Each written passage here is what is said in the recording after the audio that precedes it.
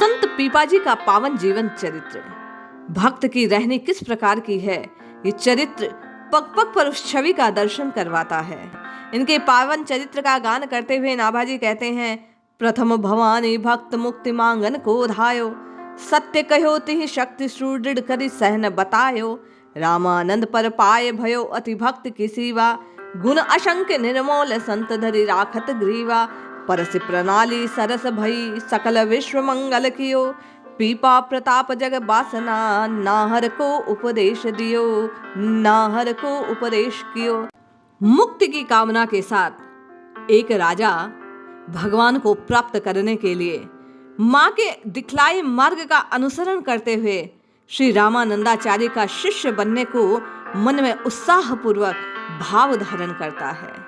गागरोनगढ़ नामक एक विशाल किला और नगर है, जहां के राजा हैं ये पीपाजी, ये देवी के बड़े अनन्य भक्त। एक बार उसके नगर में साधुओं की जमात आई। राजा ने जमात का स्वागत कर कहा कि देवी को 40 मन अन्न का भोग लगता है, सभी लोग प्रसाद लेते हैं, आप लोग भी देवी जी का प्रसाद ग्रहण कीजिए। साधुओं ने कहा, हमारे साथ ठाकुर हैं, हम उन्हीं को भोग लगाकर प्रसाद लेते हैं, दूसरे देवी देवताओं का नहीं। तब राजा ने उन्हें सीधा सामान दिया। साधुओं ने रसोई का सामान बनाया, भगवान को भोग लगाया, मन ही मन प्रार्थना की, हे प्रभु इस राजा की बुद्धि को बदल दीजिए, इसे अपना भक्त बना लीजिए।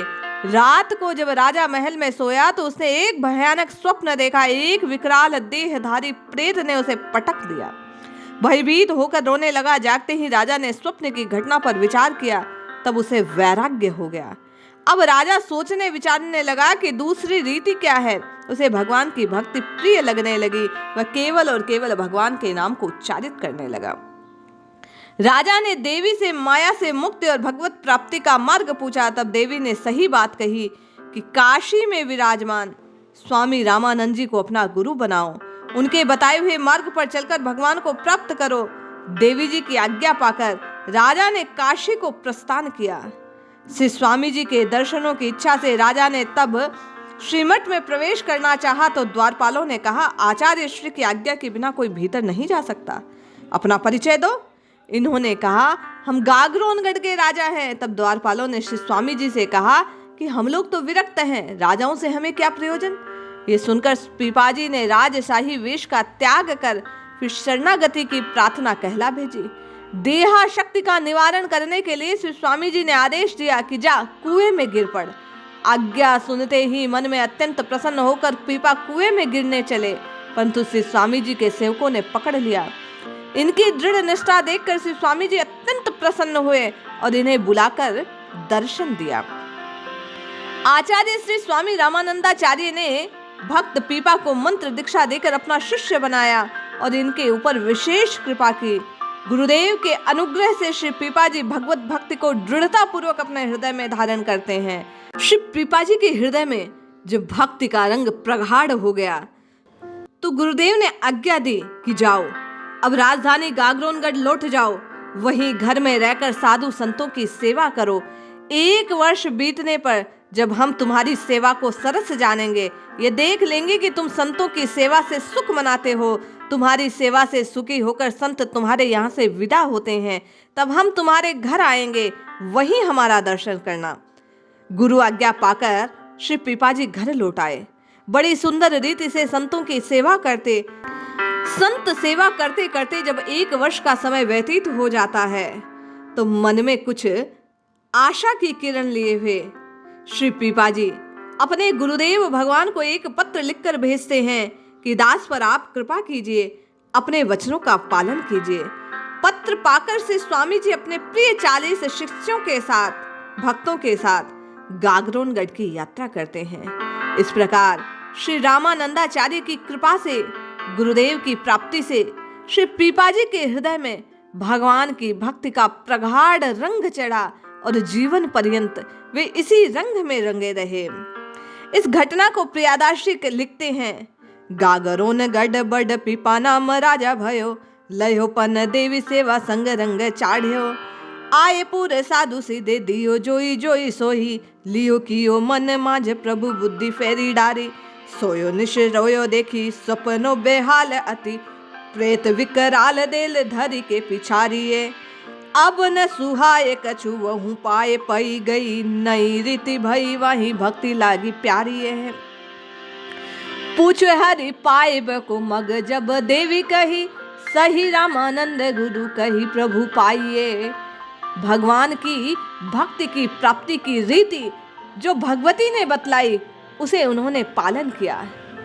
एक अन्य प्रसंग का वर्णन करते हुए नाभादास लिखते हैं कि एक बार आचार्य रामानंद जी महाराज, कबीरदास जी, रैदास आदि अपने 40 शिष्यों को, सेवकों को साथ लेकर जब गागरोन के निकट पहुंचते हैं, गुरुदेव के शुभ आगमन का समाचार पीपाजी को मिलता है तो पीपाजी पालकी लेकर आते हैं। स्तुति कर गुरुदेव को और सभी साधु संतों को अलग अलग प्रणाम दंडवत निवेदित करते हैं। उत्साह पूर्वक बहुत सी मोहरे न्यौछावर कर लुटा करके समस्त समाज को अपने राजभवन में पधराते हैं।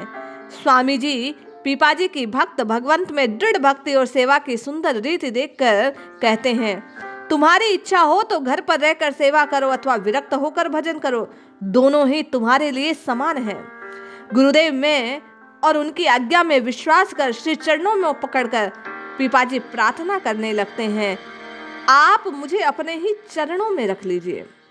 श्री पीपाजी जब घर छोड़कर श्री स्वामी जी के साथ चलने को तैयार होते हैं, विरक्त भाव को धारण करते हैं, तब उनकी सभी 20 रानियां भी उनके साथ चलने के लिए तैयार हो जाती हैं। तब पीपाजी ने कहा, यदि तुम सबको मेरे साथ चलना है तो कमरी को फाड़ कर उसकी अल्फी पहन लो, मूल्यवान वस्त्र और सभी गहने उतार फेंको, साधु वेश धारण कर चलो। ऐसा त्याग वे नहीं कर सकी। सभी रोने लगी, परंतु उनमें से एक जो सबसे छोटी रानी श्री सीता सहचरी जी थी, वे इसके लिए तैयार हो गई। उन्होंने अल्फी गले में डाल ली, सभी आभूषण उतार दिए। तब राजा दूसरे आज्ञा दी कि जाओ, अधो वस्त्र मात्र रखो, इस अल्फी को उतार फेंक दो। सुनते ही सीता सहचरी अल्फी उतार कर फेंकने लगी। ये देख स्वामी जी को दया आ गई। उन्होंने श्री पीपाजी को आज्ञा दी कि इन्हें साथ ले चलो। इस भाव को प्रकट करते हुए श्री प्रियादासी लिखते हैं, कबीर रैदास आदि सात संग लिए, आए पुरपुर पास पीपा पाल करी लाए। करी साष्टांग न्यारी न्यारी बिने साधुन को, धन को लुटाए सो समाज पधरायो है। जैसी किनी सेवा बहु मेवा नाना राग भोग, बानी के जोग भाग कापे जात गायो है। जानी भक्ति रीति घर रहो के अतीत हूँ, करी के प्रतीति कहूँ पग लगी धायो है। लागी संग रानी 10 दोए कही माने नहीं, कष्ट को बताए डर पाए मन लाई है। इस प्रकार श्री पीपाजी के साथ उनकी छोटी रानी श्री सीता सहचरी जी ने भी श्री रामानंदाचार्य से दीक्षा ग्रहण की और उन्हीं के संग संग वन को प्रस्थान करती है। भक्त के संग रहने वाला भी भक्त हो जाता है। ये प्रसंग इस बात को प्रकट करता है। एक अन्य घटना का वर्णन करते हुए नाभादास जी ने श्री पीपाजी के जीवन चरित्र को और आगे बढ़ाया, जिसमें उनकी रानी और उन्हें श्री कृष्ण के साक्षात दर्शन की बात को कहा। श्री स्वामी जी के अधिक आग्रह करने और शपथ दिलाने पर श्री पीपाजी सीता सहचरी को अपने साथ ले चल वन को प्रस्थान करते हैं। राजा को रोकने के लिए रानियों ने एक ब्राह्मण को बहुत सा धन देकर प्रेरित किया। उसने कहा, मैं राजा को कदापि न जाने दूंगा। श्री पीपाजी के समझाने पर भी उसने अपना हठ त्याग नहीं किया। ये भी रुकने को तैयार ना हुए। तब उस ब्राह्मण ने विष खा लिया और मर गया। तब श्री स्वामी जी ने उसे जीवित करके उसे रानियों को लौटा दिया। कालांतर में श्री पीपाजी और श्री सीता सहचरी जी संत समाज के साथ आनंददायिनी श्री द्वारिकापुरी पहुंचे। कुछ दिनों तक वहीं रहे। जब स्वामी जी अपने शिष्य सेवकों को लेकर वहां से काशीपुरी चले, तब श्री पीपाजी ने प्रार्थना की कि हे गुरुदेव, मैं कुछ समय और यहीं द्वारका में रहना चाहता हूँ। आज्ञा मांगते हैं और गुरु की आज्ञा पाकर प्रसन्न हो जाते हैं। गुरुदेव भी हंसते हंसते उन्हें द्वारका में रुकने का आदेश दे देते हैं। रहते रहते इन्हें भगवान के दिव्य द्वारिकापुरी के दर्शनों के ऐसी उत्कट अभिलाषा जागृत होती है कि ये समुद्र में कूद पड़ते हैं। उसी क्षण श्री कृष्ण अपने कुछ सेवकों को लेकर इन्हें पुनः लिया लाने के लिए भेजते हैं। सादर सहित बुलाते हैं। श्री पीपाजी के दिव्य द्वारका का दर्शन किया। भगवान श्री कृष्ण को बड़े प्रेम से देखते रहे। फिर भगवान से प्रेम से मिले श्री सीता सहचरी समेत श्री पीपाजी आनंद सहित 7 दिन तक उस दिव्य द्वारिका में निवास करते हैं।